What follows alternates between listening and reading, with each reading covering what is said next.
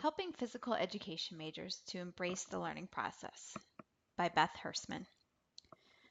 Today, I am here to talk to you about learner-centered teaching and how we can use some of these strategies to help our students to become more active in the classroom. This presentation is geared toward professors who would like to engage students more in the classroom by helping them learn to take charge of the education process. Too many times our classrooms look very traditional, where the professor is at the front of the room lecturing while the students are passively engaging in the content. The sad thing is, this is what our students might consider normal. They may not like the idea of learner-centered teaching where they have to take more responsibility for their learning. As professors, it is our job to help our students to learn, yes, but we should also be providing as many real-life and authentic experiences as possible. Give the students plenty of feedback and to help them embark on their learning adventure. Learning objectives. My goal for today is to introduce you to the idea of learner-centered teaching and some different strategies you could use to make your classes more interactive and to help the students start to take charge of their learning. As we go through the slides, please pay particular attention to the examples of learner-centered teaching that are provided, as I will ask you to give me some examples of things you could do to make your classroom less teacher-centered and more student-centered. We will also discuss sharing power with the students and why this can be a good thing. By giving the students more power and choices in your class, you will be empowering them, helping them to take charge and become leaders in the physical education and kinesiology world. Third, we will talk about the teaching environment and how setting it up for learner-centered activities will enhance the learning process for our students. And lastly, we will discuss authentic assessment and authentic learning and how those can also benefit our students in the long run by preparing them for the real world once they graduate from your programs. What is learner-centered teaching?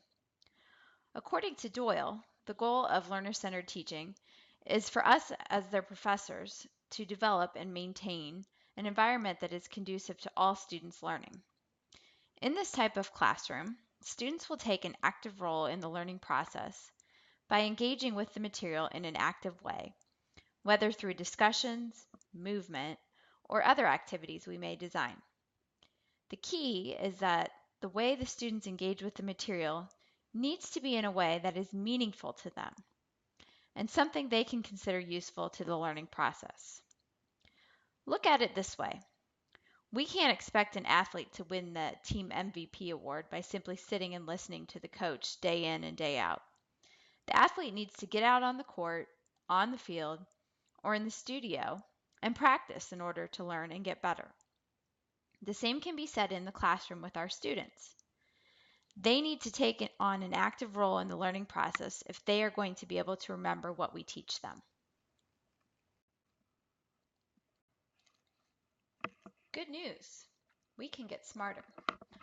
Our brains can create more synapses and neurons throughout our lives, according to Doyle.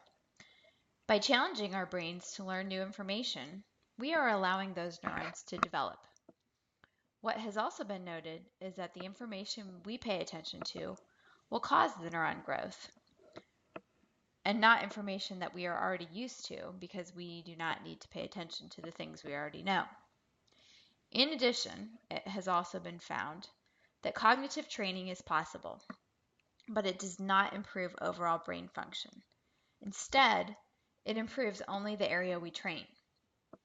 For example, if we practice soccer skills over and over again, we cannot expect to all of a sudden become a basketball star since we only practice soccer. We can expect to be at the least a decent soccer player. Also interesting in the brain-based research is the idea that multitasking does not exist. I was one to always claim that I was an excellent multitasker, but after reading Doyle's book, I have come to find out that there is no such thing as multitasking. Doyle defines multitasking as shifting attention to the appropriate situation based on what is going on around us. If that is the case, then I would have to identify myself as an excellent task shifter instead. What's interesting to note is that task shifting, or multitasking, whatever you choose to call it, actually fatigues the brain rather than helps to build it up. And in this case, makes it hard for us to pay attention to the many things going on around us at once. Instead, we are only able to shift attention between tasks, paying attention to one thing at a time. The last brain-based research item I found interesting is that of downtime and how it helps to promote learning. By allowing oneself to rest and take a break between tasks, we are actually increasing our retention of knowledge gained in each task. The downtime allows our brain the time it needs to process and then subsequently store the information for future reference. How many of you work out regularly? How many of you occasionally? How many not at all? As physical education and kinesiology professors, we know the importance of exercise and how it can benefit our lives. But here's the catch. If you exercise, I cannot expect to get the benefits of that exercise by proxy, right? The same goes for learning in a classroom. If you as the instructor do all the work and students sit there passively listening to a lecture, they are not doing any work. All too often, the way we teach lecture classes is exactly that way. We teach, students listen. I am here to present a different way of teaching so we can help our students learn to take an active role in the learning process. Have you ever heard the saying, 2 heads are better than one? That statement is very true. If we can get students to learn to work together and to take charge of the learning process, they are more likely to retain the information that is presented to them. In addition, students need to take charge of the learning experience because by doing so, having them do the work will help increase retention of the information in the future. Doyle offers several suggestions on different strategies professors can use to encourage students to take more responsibility of the learning process. Number 1, using cumulative testing. Most of us probably give cumulative final exams, but by giving multiple cumulative exams, students will have to reread and learn the material several times throughout the semester. Number 2, rewriting papers. It is our responsibility to provide students with feedback when they turn in their assignments. But what is also important is what we have the students do with that feedback. Allowing them to rewrite their papers will help the students to take the feedback and do the work to incorporate the feedback into their papers. Number 3, retesting and practice quizzes. By allowing the students more opportunities to engage with the content and different questions related to the content, they are interacting with the information more and more, thus increasing the likelihood that they will retain the information in the future. Here's the thing about learner-centered teaching.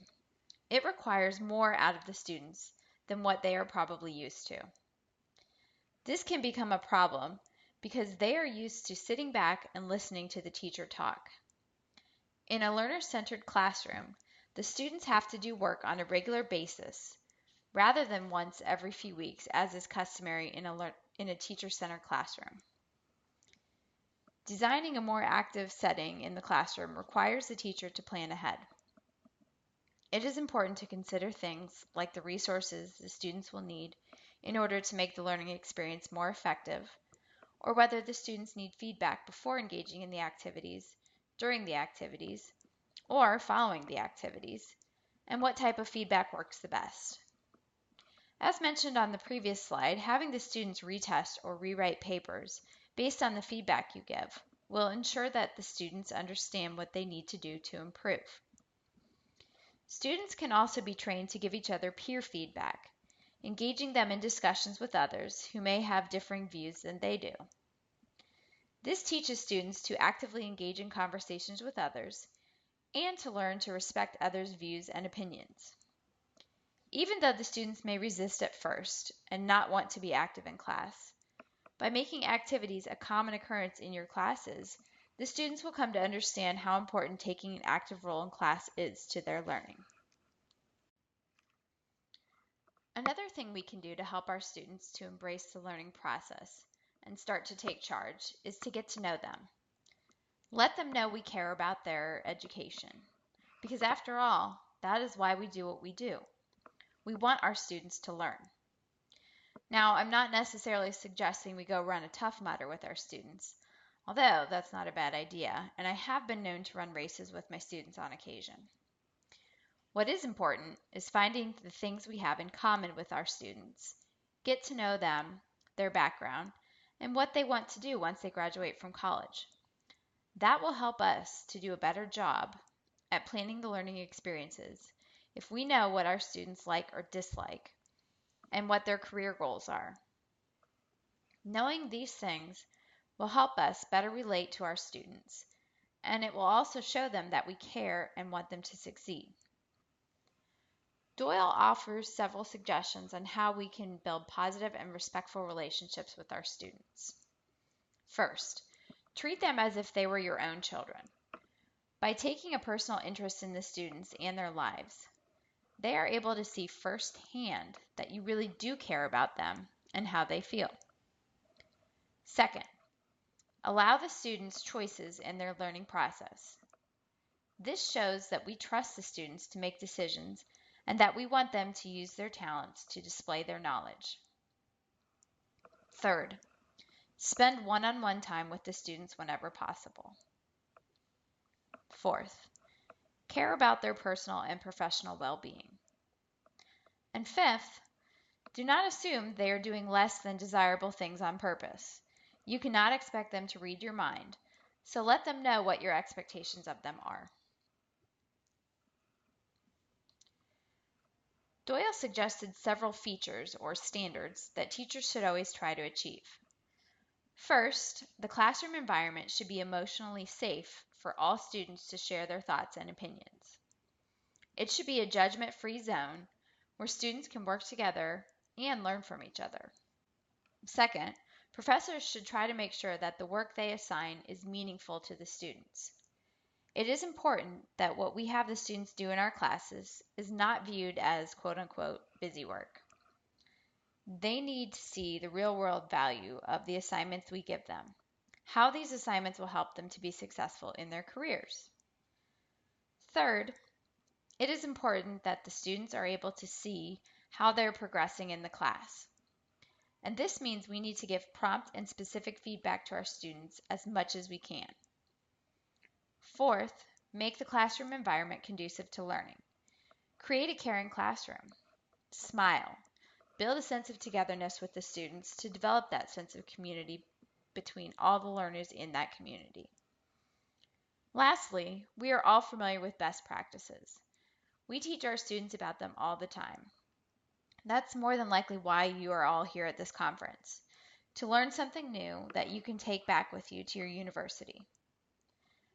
We are always learning new things, so by challenging ourselves to become better will only help to support the learning process in our classrooms. A lot of the time, the content in our classroom-based courses is purely theoretical. But the problem with that is that at times, our students have difficulties translating that theory into practice. We need to better prepare our students to work one-on-one with children, to teach classes of 30, to train clients in a gym-based setting, or to do fitness testing on athletes.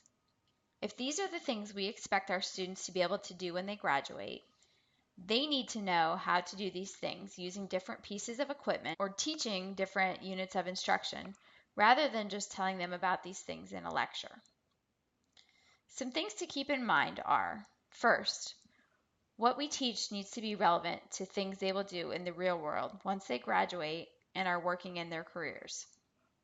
Second, we need to challenge our students with these real-world situations and tasks.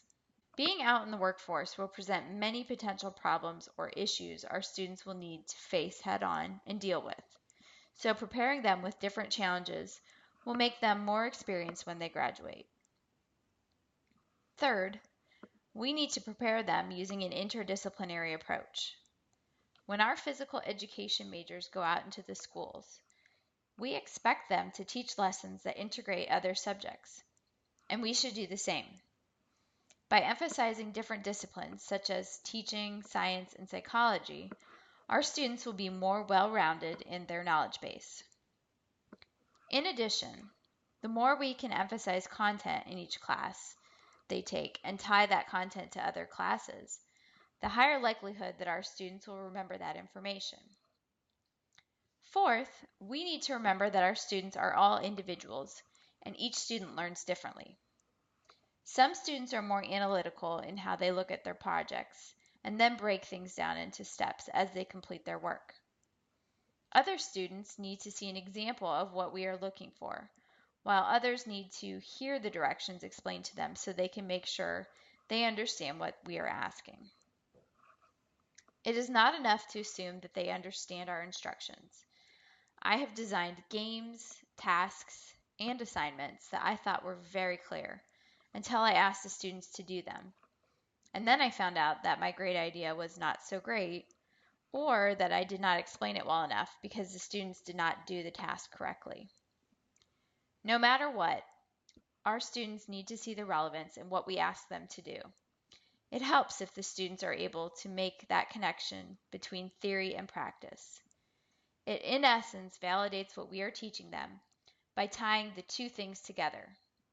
This is called authentic learning. To make sure we design authentic learning experiences for our students, we need to make sure we move away from the traditional lecture-based settings.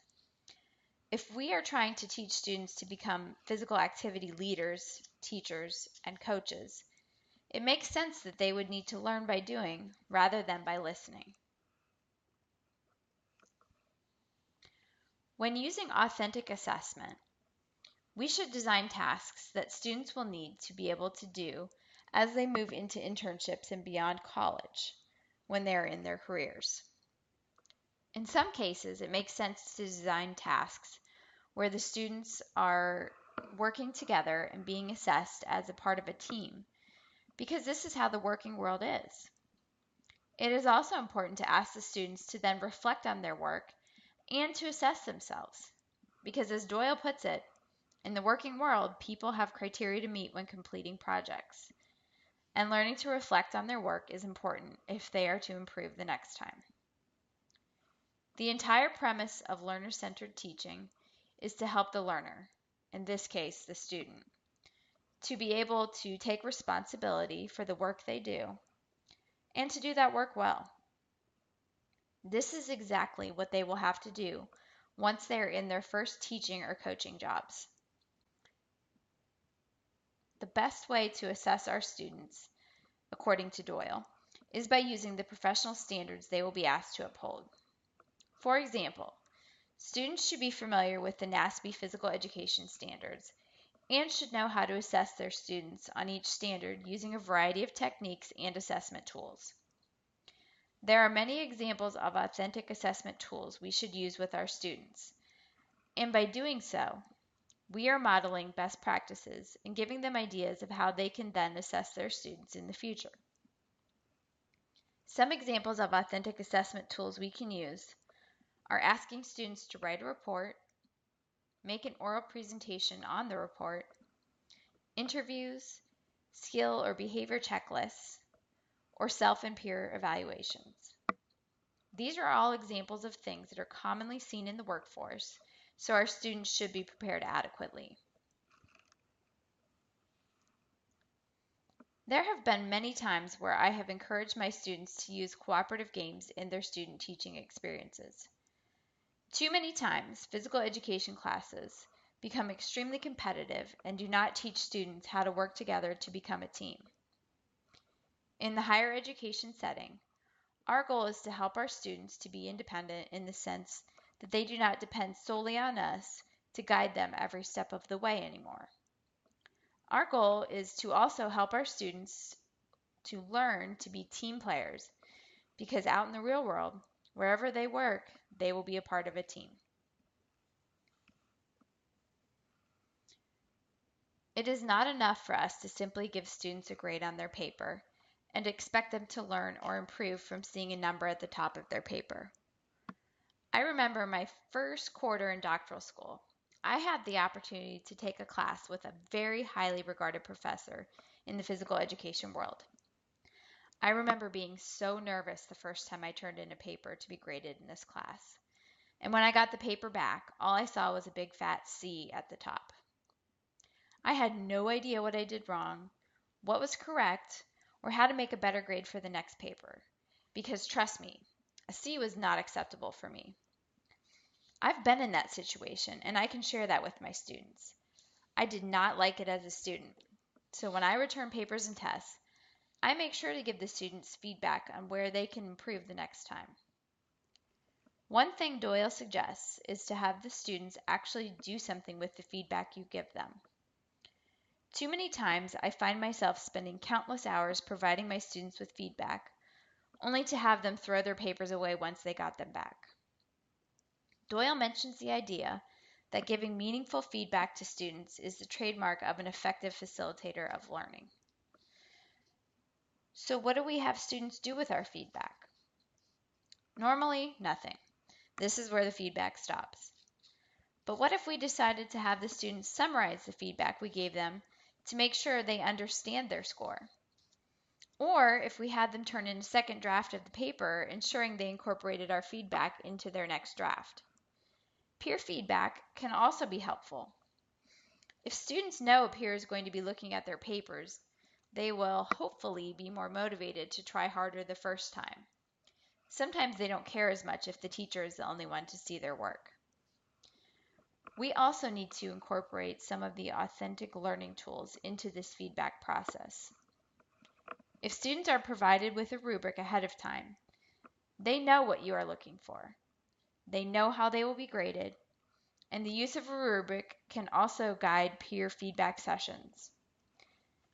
The key here is what we have the students do with the feedback we give them, and this is where the process tends to break down.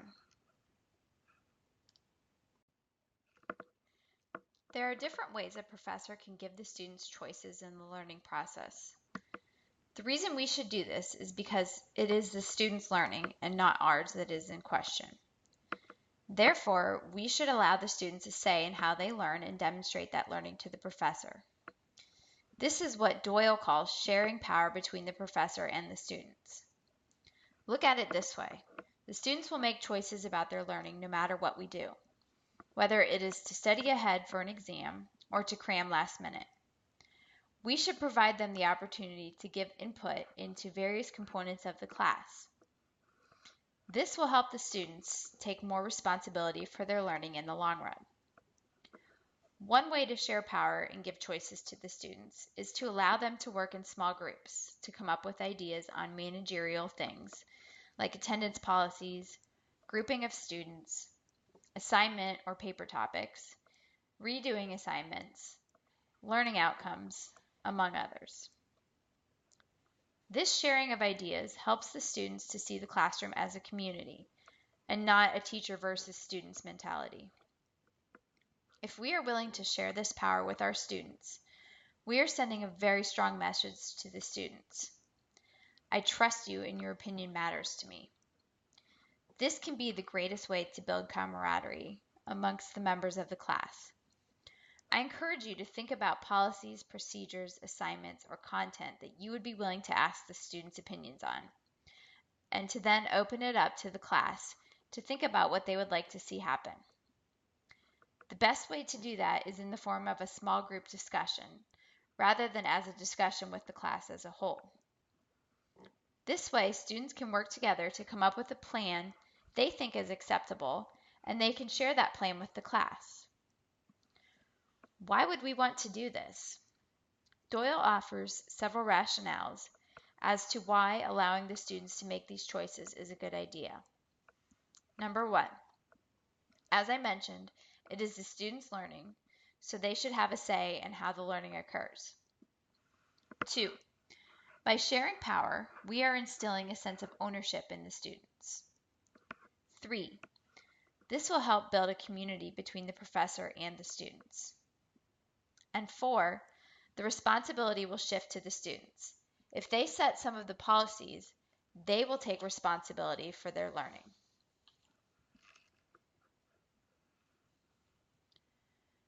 Discussion is a critical feature of a learner-centered teaching approach. According to Doyle, discussions allow students to share ideas and to learn from each other while engaging in the course content. This is also a way we can help the students to become active learners in our classes. There are so many reasons why we should use discussions in our classes. 1. Students learn how to express their ideas. 2. Students learn that waiting to get called on is not how they will get ahead in the world. 3. Students will learn to hear and accept others' opinions and ideas. 4. Learning is enhanced. Students will learn and remember more from a discussion than from a lecture. 5. Students need to learn how to speak and listen to people. 6. The real world involves cooperation and teamwork. 7. Critical thinking skills are developed. 8. Interpersonal skills of challenging others or accepting others' ideas are developed. 9. Students have the opportunity to organize their thoughts and ideas.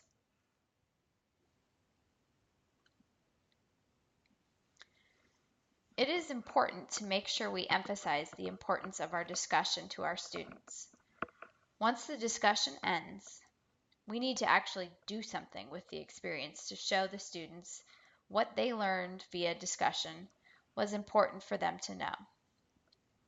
In many cases, professors use discussions to fill time or to talk about certain topics. But once the discussion time ends, the professor simply moves on to the next piece of content without debriefing the discussion experience. In addition, it is also important to treat the information from discussions as you would any other information you may give the students. Test them on the discussion information. Have them write a paper based on the discussion to see what students learned, or have the students make group or individual presentations to the class to show their understanding of the content. It is necessary to use the content from the discussions for future activities so the students can see that it is important for them to take an active role in the discussion process, as well as to pay attention to the content from the discussions.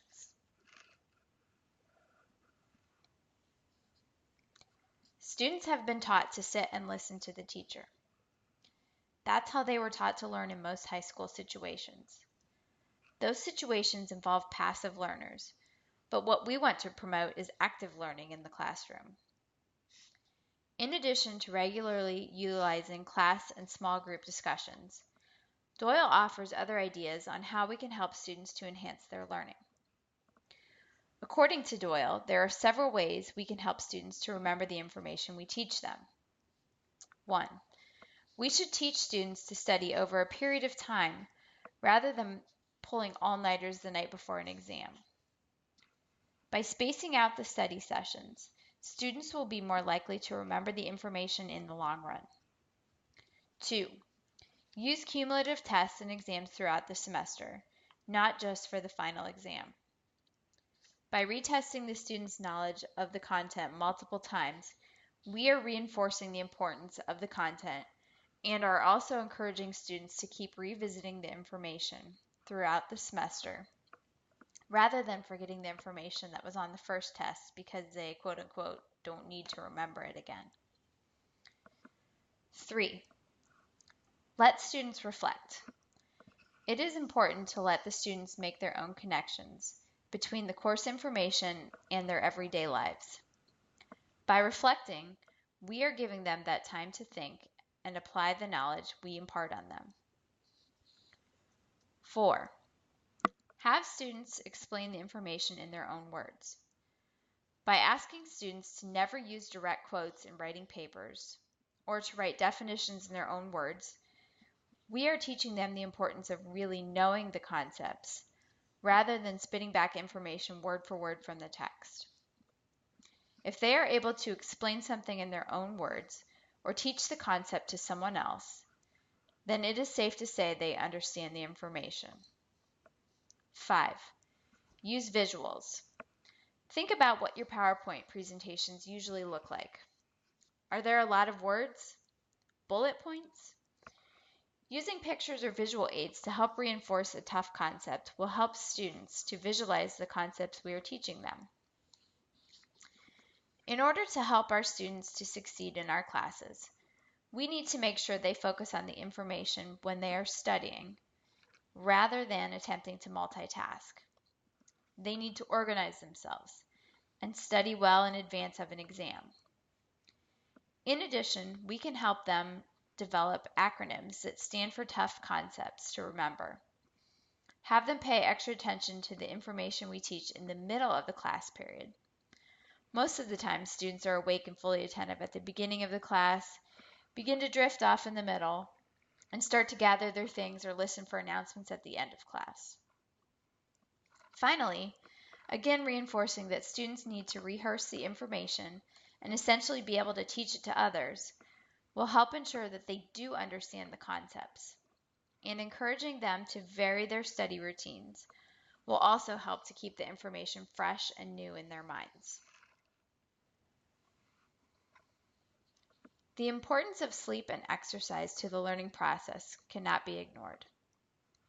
As physical education and kinesiology professors, we know that exercise is important. Most of us could not live without it. Unfortunately, when it comes to being in school or having a job, people tend to let their sleep and exercise routines suffer. Doyle asserts that sleep is beneficial to improving memory.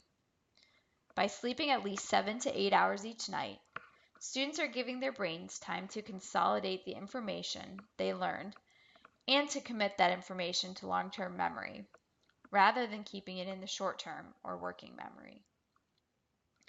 By exercising regularly, students are putting their brains in the optimal position to learn. Exercise does not necessarily make us smarter, but it does create an optimal situation for learning to occur by getting the blood flowing through the body. It can help the students to focus if they study right after exercising, but it is not optimal to study while exercising because the blood will be flowing to the muscles and body parts being used for the exercise, rather than to the brain where it is needed for learning to take place.